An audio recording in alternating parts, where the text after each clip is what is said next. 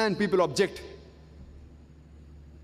that in Islam, why does Islam take Džizya tax from the non-Muslim? And in the Islamic Sharia, there are even rights of the non-Muslim. We can give a talk on that. And I write articles every month in one of the Hajj magazines in Saudi Arabia of the rights of non-Muslims in the Islamic Sharia. Time will not permit to speak about this in detail, but just the allegation about Džizya, that how come Islam takes Džizya from the non-Muslim? If you know the background of Džizya, why it is taken, you will appreciate it.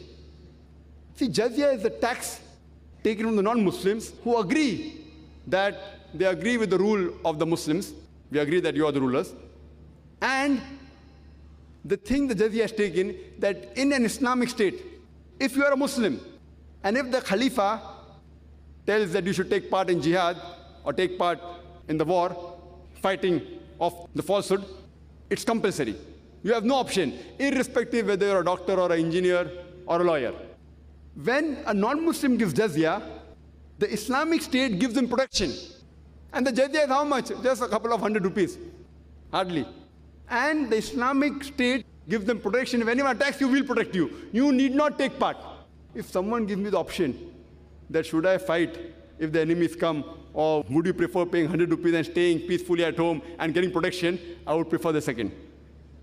Pay a couple of 100 rupees and sit at home, relax, I've got protection, everyone is protecting me. So actually this Džizya tax is just to acknowledge that fine, we accept that we are under protection, and they get protection. And similarly, if you analyze, there are various verses in the Quran which talk about non-Muslim rights. Allah says in the Quran, in Surah Mumtahina, chapter number 60, verse number 8, that as to those kafirs who do not fight your faith and do not drive you out of your home, Allah advises you to deal justly with them. For Allah subhanahu wa ta'ala does not like those who are unjust.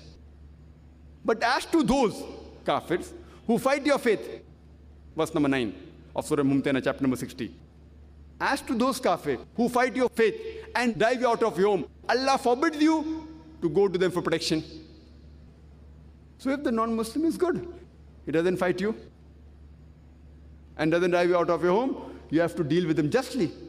And there are various rules and rights, even for the non-Muslims.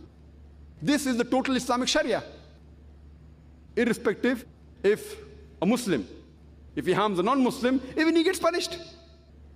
If a Muslim robs from a non-Muslim's house 1 kg of gold, his hand will be cut. That is justice. If you analyze, Islamic Sharia is not barbaric, it is perfect.